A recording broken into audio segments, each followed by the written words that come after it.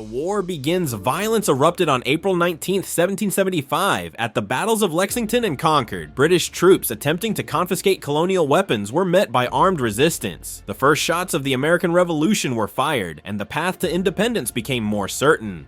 That summer, the Second Continental Congress convened. While many delegates still hoped for peace, others, such as John Adams, Samuel Adams, and Patrick Henry, argued for a decisive break from Britain. The publication of Thomas Paine's pamphlet, Common Sense, in January 1776 further inflamed revolutionary fervor. Written in accessible and passionate language, it condemned monarchy and made a compelling case for independence. Selling over 500,000 copies, it swayed many ordinary Americans toward the idea of forming a new nation. References: Paine, 1776, Ellis, 2000.